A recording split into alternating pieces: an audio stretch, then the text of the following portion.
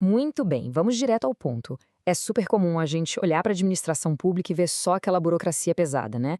Mas se a gente ajustar um pouquinho a lente, a realidade é outra e é fascinante.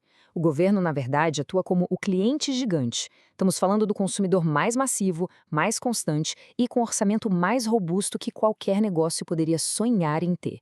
Decodificar as compras públicas no Brasil é literalmente abrir a porta para um universo onde os riscos são bem altos, sim, mas as recompensas, essas são monumentais. Bom, vamos mergulhar nisso. Quando a gente para e tenta imaginar quem é o maior comprador de uma cidade, o que vem à cabeça? Aquela grande rede varejista local? Ou, quem sabe, aquelas indústrias multinacionais gigantes da região? Pois é, a gente precisa quebrar essa percepção agora mesmo. O cliente definitivo, aquele que compra de absolutamente tudo, desde um simples pacote de papel sulfite até uma obra complexa de infraestrutura e numa escala inigualável, está bem ali no centro da cidade. É a própria prefeitura. E para nossa análise de hoje, a gente vai seguir um roteiro bem direto, em 5 passos. 1. O maior cliente do país. 2. O caminho das pedras. 3. A armadilha das garantias. 4. O equilíbrio do contrato. E 5. O futuro das licitações. Vamos lá. Ponto 1. O maior cliente do país, focando nas oportunidades locais. Tirando um pouco o foco daquelas mega obras federais, vamos olhar para o nível micro. Para ter uma ideia do tamanho dessa oportunidade, dá só uma olhada na cidade de Montes Claros, lá em Minas Gerais. Hoje, 40% de todas as licitações públicas do município já são vencidas por empresas locais. É um número absurdo de bom, que passa muito da média nacional. E olha, isso não é teoria econômica distante, não. É a prova viva de que dá sim para estimular e segurar a riqueza na nossa própria economia local usando o poder público. É real e está acontecendo agora. E a inteligência por trás desse sucesso é fantástica. A compra pública local cria uma verdadeira economia circular, em vez de mandar o dinheiro embora para corporações de fora. Isso fortalece quem empreende na região e diminui aquela dependência histórica de outras instituições, exatamente como mostrou aquele programa de compras públicas feito em parceria com o Sebrae, em Montes Claros. O foco é dar autonomia para as pessoas. Quando o dinheiro do imposto fica circulando ali mesmo, dentro da comunidade, o comércio ganha força, os empregos ficam na cidade e todo mundo prospera junto. Passando agora para o ponto 2, o caminho das pedras, ou seja, os passos práticos. Saber que a oportunidade existe é só o começo, claro. Mas como de fato entrar nesse mercado? O pessoal da Assembleia Itinerante lá no Paraná deu a letra e focou na simplicidade. Primeiro, acessar os portais oficiais do governo, que estão abertos para qualquer um. Depois, é achar os links de transparência e de licitação. Agora, o grande pulo do gato está no terceiro passo. Ler o termo de referência com muita atenção. É ali que moram as regras do jogo. Feito isso, é só cruzar o que o edital pede com aquilo que a empresa já faz ou fornece com excelência. Mas olha só que detalhe super interessante sobre essa etapa. A régua é altíssima e vale para todo mundo, inclusive para o próprio governo. Teve um caso recente em que o Tribunal de Contas de Santa Catarina simplesmente paralisou uma licitação de mais de 3 milhões de reais para a coleta de resíduos lá na cidade de 13 Tilhas. A justificativa técnica listou várias transgressões. Teve a chamada indevida aglutinação, que é juntar um monte de serviço num lote só, o que acaba esmagando as empresas menores, além de erros graves no orçamento estimativo. O resultado, uma restrição severa à competição no mercado. A lição que fica dessa suspensão é cristalina. Se as regras forem quebradas, mesmo que o erro venha de dentro da administração pública, o processo todo trava e a chance vai por água abaixo para todo mundo. Existe um contraste gigantesco aqui. Ao mesmo tempo em que a chance de faturar é imensa, o labirinto burocrático é estrito, implacável e impõe um rigor absurdo. Tentar a sorte vendendo para o governo sem um planejamento meticuloso não é uma opção.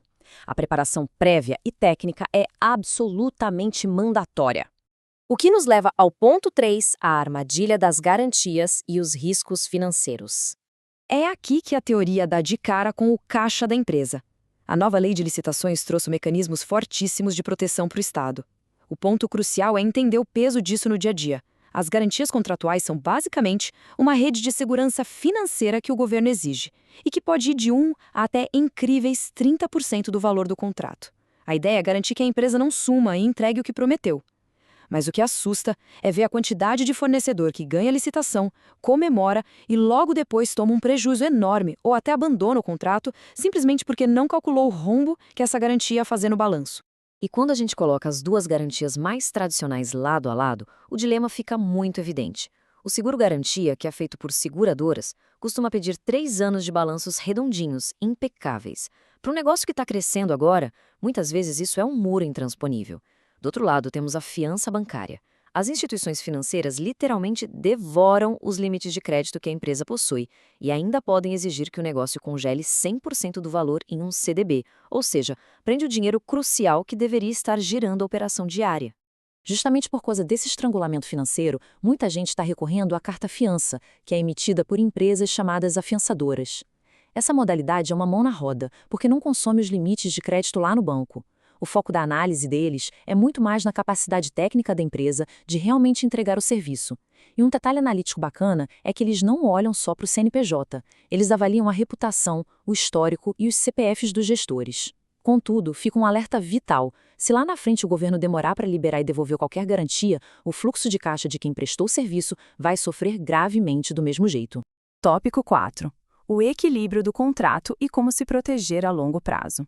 A gente sabe que qualquer planejamento lindo na planilha pode desmoronar quando a macroeconomia sai do controle. Nesses casos, a regra no direito administrativo é firme. Como apontam os especialistas, reequilibrar é recompor com exatidão a parte efetivamente atingida por fato superveniente. Mas o que isso significa no mundo real? Significa que não tem espaço para pedidos abstratos. Se a inflação bater no teto, mandar uma carta genérica pedindo 10% de reajuste vai ser inútil. O processo exige provas minuciosas e puramente matemáticas do impacto financeiro que quebrou a equação original do contrato. Esse processo constitucional, para arrumar a casa financeira do contrato, é super metódico e não tolera achismos. Primeiro, é obrigatório provar qual era o cenário econômico exato no dia da licitação. Depois, tem que documentar, sem margem de erro, que aconteceu um evento verdadeiramente excepcional e imprevisível. E o terceiro passo é a exaustiva matemática mostrando impacto de custo item a item. Para dar uma ideia, o Superior Tribunal de Justiça aqui no Brasil já aceitou reequilibrar contratos por causa de disparadas repentinas do dólar, mas apenas onde a empresa demonstrou de forma inequívoca e analítica a perda direta em insumos importados. E para fechar, número 5. O futuro das licitações como estratégia de Estado. Agora é hora de levar a lente e olhar de cima. O futuro das compras públicas vai muito além da simples aquisição de um produto. E isso ilustra de forma brilhante a evolução estratégica do poder público, atuando em 2 polos bem diferentes: os setores de defesa e de habitação. Na defesa, a parada é macro, nacional. O foco é garantir previsibilidade para criar soberania industrial. Já no extremo oposto, no escopo comunitário, a gente tem a habitação, onde surge uma ferramenta incrível para combater velhos problemas através da zeladoria contínua, como a gente tem visto nas PPPs de aluguel social. E falando em aluguel social, esse modelo de parceria público-privada, que já tem projeto piloto como o Morar Centro, lá em Recife, muda o paradigma completamente. Historicamente, o governo apenas construía e doava a casa, o que muitas vezes acabava em degradação ou até em cooptação por atividades ilícitas. A novidade agora é o poder público manter o imóvel alugado, mas pagando um parceiro privado para atuar como síndico. Essa empresa vai cuidar de tudo: limpeza, infraestrutura e o controle rigoroso da ocupação, garantindo que o espaço tenha ordem e sirva ao seu propósito social com dignidade. Já no setor de defesa, a lógica é construir uma autonomia sistêmica. Para um país não depender totalmente de fornecedores de fora, o Estado assume o papel de comprador constante e altamente qualificado. Compras militares que exigem conteúdo tecnológico local não servem só para as Forças Armadas, elas têm um efeito cascata na indústria civil. Quando o governo garante que vai ter orçamento para contratos que duram décadas, ele financia a criação de cadeias produtivas complexas e dá um verdadeiro empurrão na inovação do país. O que deixa a gente com uma provocação final gigante. Não importa se o foco é fornecer matéria básica para a prefeitura da cidade, administrar condomínios sociais ou desenvolver tecnologia de ponta para o setor de defesa. A complexidade do ambiente é a mesma. A grande questão é: os negócios e os empreendedores de hoje estão estruturalmente preparados para trabalhar lado a lado com o maior, o mais constante, mas também o mais implacável cliente do país? Entender e dominar esse labirinto técnico e legal das compras governamentais é, sem dúvida nenhuma, o que separa um prejuízo imprevisto de um crescimento verdadeiramente exponencial.